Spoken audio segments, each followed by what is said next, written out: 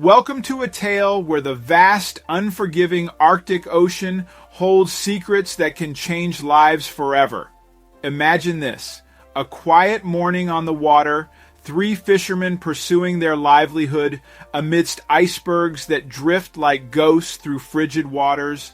But what begins as just another day at sea quickly spirals into something far more extraordinary and perilous.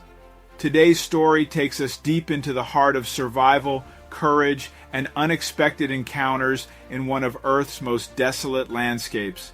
Stay with me now, because what happens next will leave you breathless. Let's dive in. Tanner knew what he was getting himself into. After all, sailing through the treacherous stretches of Arctic Ocean was one of the most dangerous jobs in the world, but even that knowledge had not prepared him for what was to come. But before we start, smash the like button and make sure to subscribe if you haven't, and hit that notification bell so that you won't miss any new stories. What started off as an eerily quiet morning in the sea turned into a nightmare within moments as a sudden violent jolt rocked the boat, shattering. The calm. Mallory's instincts kicked in, his seasoned hands steadying the wheel. Unbeknownst to the three fishermen, the sea had a surprise waiting for them, one that would test everything they had learned in their years on the water. They didn't know that this day would change the trajectory of their lives forever. Mallory, Tanner, and Jacob hailed from the small, rugged town of Frost Haven, a place so far north that the sun barely skimmed the horizon during the long winter months. The three of them had been fishing together since they were old enough to hold a rod.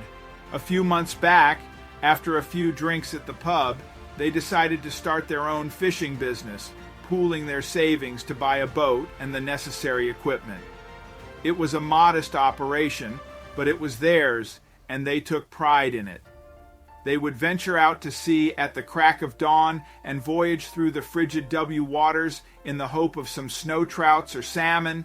If they were lucky, they would get to haul in some crabs, a lucrative bonus that made the hard days worth it. It was a day like any other. The sea was calm, the sky clear, with a sense of anticipation in the air about the day's catch. Mallory, with his grizzled beard and weathered skin, kept his eyes on the horizon, ever watchful for the icebergs that drifted through these frigid waters like ghosts. The wind howled around them, whipping the icy spray from the sea into their faces as Jacob and Tanner wrestled with the fishing nets. They had been out since dawn, the cold biting at their fingers, but the promise of a good catch kept them moving. The Arctic had changed in their lifetimes, the ice melting faster every year, creating new dangers in a place that was already unforgiving. The boat rocked gently as they moved about their tasks, a rhythm they had known since childhood. It was a quiet morning, the kind that lulled a man into thinking that the sea was calm, that nothing could go wrong, until all of a sudden a sharp jerk rocked the boat. Jacob was the first to notice the shift, a sudden shudder that ran through the boat like an electric shock. Tanner, busy with the lines, cursed under his breath, stumbling as the boat lurched to one side. Mallory's head snapped up, his eyes narrowing at the waters ahead. "Steady, lads." Mallory's voice cut through the rising tension, a rock of authority in the chaos. For what felt like an eternity, Mallory battled the elements, his knuckles white as he held the wheel steady against the waves. The boat tilted dangerously to one side, and then, with a final desperate turn, Mallory managed to pull them free of the chaos. Mallory exhaled a long, shaky breath, while Jacob and Tanner, both pale and wide-eyed, slowly picked themselves up from where they had braced against the boat's violent movements. The three men exchanged glances, the unspoken question hanging in the air: what had just happened? They moved as one, stepping out onto the deck to assess the situation. However, the sight that met them was enough to make their blood run cold. A colossal iceberg loomed before them, its sheer size almost incomprehensible. It towered over the water, a massive wall of ice that seemed to stretch endlessly in every direction. The iceberg was easily as large as Frost Haven itself. The sheer size of it made the three men thank heaven for being safe and sound as they stared in awe at the iceberg. Something caught Jacob's eye at the far edge of the ice, just where it began to slope down towards the water. Something was moving. He squinted, his breath catching in his throat as he tried to make out the shape. Tanner adjusted the binoculars, his pulse quickening as he focused on the distant shape. The figure was small, moving slowly across the ice, barely visible against the blinding white of the iceberg. His mind raced with possibilities. Was it a seal? With a shar intake of breath, he lowered the binoculars and turned to the others, his voice tinged with disbelief. It's a polar bear cub, stranded on the ice. The three men stood in stunned silence, their eyes locked on the tiny shivering form of the polar bear cub. The sight of the helpless animal, so small and fragile against the vast expanse of ice, awakened something in them, an urge to help, to save this Inuk life from a cruel fate. "We can't just leave it there," Jacob said, his voice thick with emotion. The others nodded, the decision made without a word. They would rescue the cub no matter the risk. Mallory, ever the cautious one, took the helm again, carefully steering the boat closer to the iceberg. As they navigated through the icy maze, their eyes never left the small figure on the ice. When they drew nearer, the full scale of the iceberg became even more daunting. Its towering walls of ice stretched far above the deck of their boat. The cub was perched high up on a ledge, its tiny body trembling with fear. The gap between the ice and the boat was too wide, too dangerous for the cub to attempt a jump. The reality of the situation hit them like a punch to the gut. How were they going to reach it? "This isn't going to be easy," Mahler muttered. Jacob's brow furrowed in concern as he studied the iceberg. "We can't just leave it," Tanner said, determination hardening in his voice. He looked around the boat, his mind working quickly. "We'll have to climb up to it." Mallory and Jacob exchanged worried glances. "That's insane, Tanner," Mallory said, his voice laced with concern. "Those ice walls are unstable. One wrong move and you'll end up in the water or worse." Jacob nodded in agreement, his expression tense, but Tanner was already moving, gathering fishing gear and ropes, his face set in grim resolve. His hands moved with purpose as he began fashioning a makeshift ice axe, tying the ropes to a couple of sturdy fishing hooks. With that, Tanner stepped onto the ice, testing his weight before committing to the climb. The others watched, their hearts in their throats, as he slowly ascended the icy wall, the makeshift hooks digging into the surface with each painstaking pull. The journey was treacherous, the ice slick and unpredictable, but Tanner moved with a steady determination, driven by the desperate need to reach the cub. Finally, after what felt like an eternity, Tanner reached the ledge of the iceberg. He looked at the tiny polar bear cub. The little creature was huddled against the ice, its fur soaked and matted, its eyes wide with fear and exhaustion. It was smaller than Tanner had imagined, and shivered uncontrollably in the freezing air. "Hey there, little one," Tanner murmured, his voice low and comforting. The cub looked up at him with frightened eyes, but there was a flicker of trust in its gaze. Gently, Tanner unzipped his jacket, creating a warm, protective cocoon for the cub. With a careful motion, he lifted the small, trembling body and tucked it inside his coat, feeling its rapid heartbeat against his chest. The cub nestled against him, seeking warmth, and Tanner could feel its shivers slowly subside. Just as Tanner secured the cub, a sharp gust of wind whipped across the iceberg, stinging his face with icy pellets. He looked up, his heart sinking as he saw dark clouds rolling in fast, blotting out the sun. A snowstorm was rapidly brewing, and the sea suddenly erupted into a frenzy of howling wind and swirling snow. The storm hit with a ferocity that Tanner hadn't anticipated. Within seconds, the world around him vanished, consumed by a blinding white fury. A surge of fear gripped Tanner as the thought struck him. What if the cub's mother was nearby, hidden in the blinding snow? She could charge through the storm at any moment, thinking he was harming the cub. The idea sent a cold chill down his spine. For a fleeting moment, Tanner considered abandoning the cub, leaving it behind to save himself from the unknown danger. But the cub's small trembling form clinging to his chest renewed his resolve. He couldn't abandon the helpless creature, not in this storm. The wind roared in his ears and lashed at him from all directions, making it impossible to see more than a few feet ahead. He clung to the jagged rock on the ledge, using every ounce of strength to keep himself from being swept away. Tanner squinted through the blizzard, trying to locate the boat, but the snow was so thick, so relentless, that it had swallowed everything in its path, including his only means of escape. Time seemed to stretch endlessly as Tanner crouched on the icy ledge, the storm raging around him. Finally, after what felt like forever, the storm began to subside. The wind lessened. The snow stopped its relentless assault. Tanner, shivering and exhausted, dared to look up, praying that the boat would emerge from the dissipating storm. But as the last of the snow settled, the landscape around him came into focus, and Tanner's heart sank. The boat was gone. The spot where it had been was now just a stretch of icy water churning in the storm's aftermath. Tanner's eyes scanned the horizon, desperately searching for any sign of his friends, but there was nothing.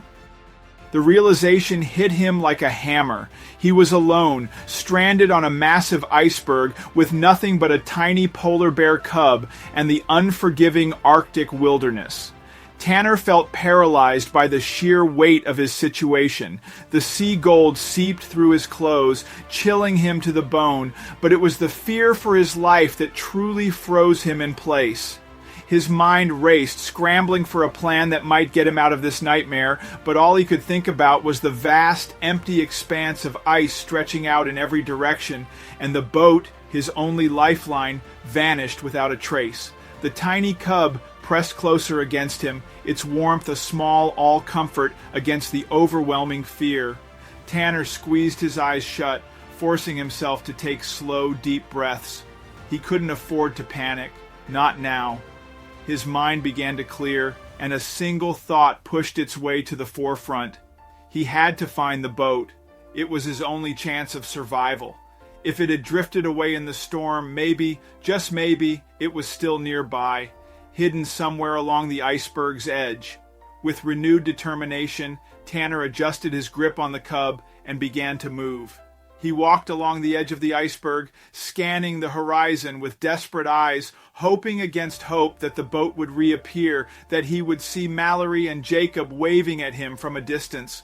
But the hours dragged on, and the landscape remained unchanging. The boat was nowhere to be seen. His legs grew heavy, each step becoming harder than the last as the bitter cold sapped his strength. The sun dipped closer to the horizon, casting long shadows across the ice. With every passing minute, Tanner's hope began to fade. The boat was gone. There was no sign of it, no trace of his friends. The realization weighed heavily on him, slowing his steps until he finally came to a stop and stared at the frozen wasteland. He was alone, truly alone, in one of the most inhospitable places on Earth. But just as despair threatened to take hold, Tanner noticed something, a faint, unnatural shape against the whiteness. Squinting, he could just make out a square-ish structure in the distance. Tanner's heart pounded as he fixed his gaze on the distant structure, a flicker of hope cutting through the cold numbness that had settled over him. Each step was an effort, but the sight of the building propelled him forward. When he finally reached the structure, Tanner paused as he took in the sight before him. It was an old weather station, or what remained of one. It was half buried in snow, walls stained with rust and wear from years of exposure to the elements. Tanner hesitated for a moment, the eerie silence pressing in on him as he considered what might within. But the sun was sinking fast, and he needed refuge to survive the harsh Arctic night. With a deep breath, he pushed the door open and stepped inside. Inside the weather station, the air was thick with the scent of rust and decay. The dim light filtering through the frost-covered windows revealed a space that had long been forgotten. Old rusted machinery lined the walls, their once gleaming surfaces now dulled by years of neglect. Tanner's breath hung in the air as he took in the scene. This place was a tomb, but it was also his only chance at surviving the night. The cold gwed at his bones, and Tanner knew he had to find something to keep himself and the cub warm. His eyes landed on a pile of old tarps in the corner, stiff from the cold but still serviceable. Wrapping the tarp around himself and the cub, Tanner felt a small measure of warmth, though it was nowhere near enough to ward off the biting cold entirely.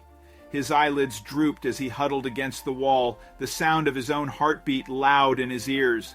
The day events had drained him, and now in the relative safety of the weather station, he felt the fatigue crashing down like a wave.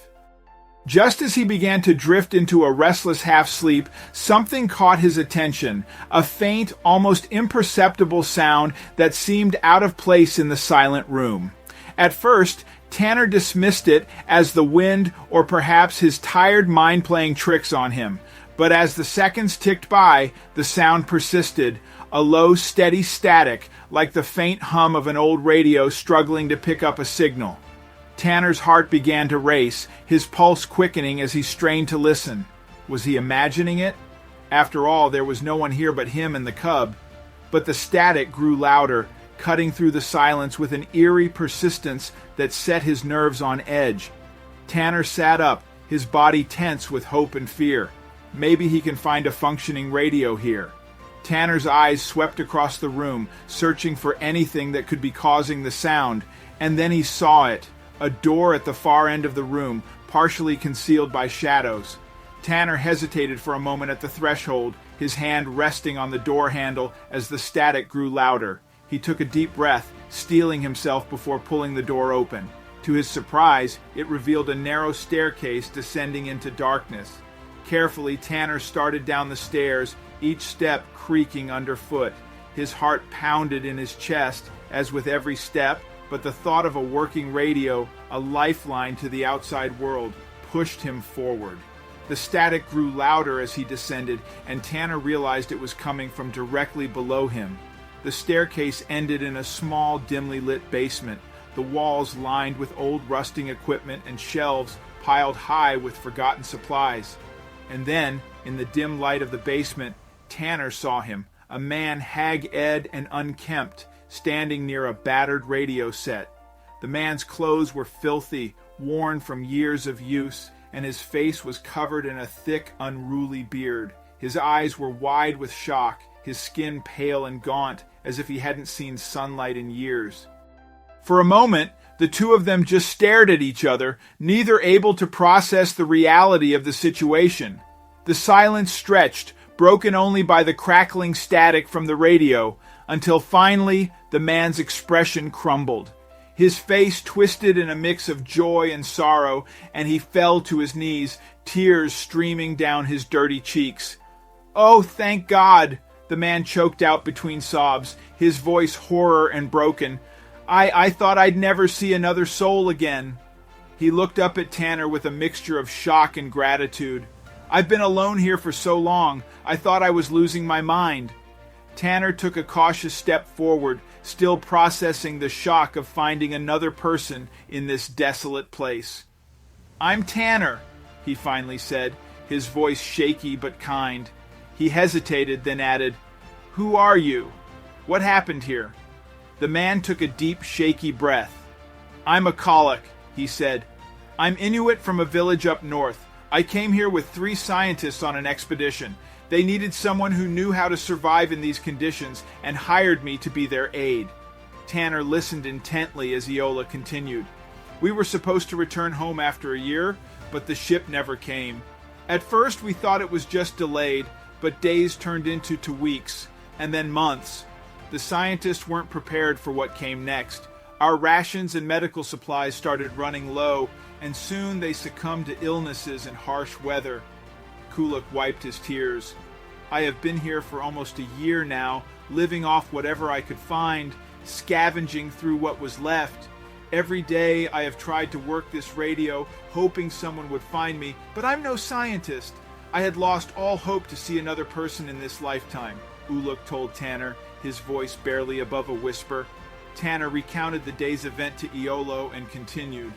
EOL, look, I know you've been trying to make this radio work, and I'm no expert, but I think I can give it a shot.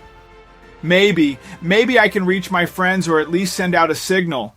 Iolo nodded, his hope rekindled by Tanner's determination. Tanner's hands shook slightly as he began adjusting the dials. The static crackled and hissed as he fiddled with the controls, trying to find the right frequency. At first it was just noise, but he kept trying to make contact with the boat's radio, refusing to give up, and then a flicker of something, a faint signal, a voice breaking through the static. Tanner's breath caught in his throat as he fine-tuned the frequency, his pulse quickening with hope. "This is Tanner," he said, his voice shaky but clear. "Mallory, Jacob, if you can hear me, I'm at an old weather station. I have someone here with me. We're sending out an SOS. Please respond." There was a moment of agonizing silence, and then, through the crackling static, Tanner heard a voice, Mallory's voice. "Tanner, thank God. We've been searching for you the entire day. Hang in there. We'll come and rescue you." As the dawn breaks, relief washed over Tanner like a wave, his knees almost buckling as he let out a breath he didn't know he was holding. UK's eyes filled with tears again. But this time, they were tears of joy, of overwhelming relief. They had done it. They were going to be rescued. The two men spent the night huddled in the basement, the polar bear cub nestled between them for warmth. They spoke quietly, sharing stories, their words of comfort against the cold that seeped through the walls. When morning finally broke, a pale light spread across the ice, casting long shadows over the frozen landscape. Tanner and Iolo prepared to leave the weather station, the polar bear cub still nestled safely in Tanner's jacket. As they reached the edge, they saw them, Mallory and Jacob, standing with the rescue team in their boat. Mallory was the first to spot them, and he raised his arm in a triumphant wave. "Tanner!" he called out, his voice carrying across the ice. Tanner's heart swelled as he saw the joy on his friends' faces, their relief mirroring his own. As they reached the boats, Mallory pulled Tanner into a tight embrace, his voice thick with emotion. "We were so worried," he murmured, his eyes glassy with unshed tears. As the boats pushed off, leaving the Iceberg behind, Tanner looked back one last time, the memories of their ordeal still fresh in his mind. He glanced at Uluk, who was gazing out at the horizon with a peaceful expression.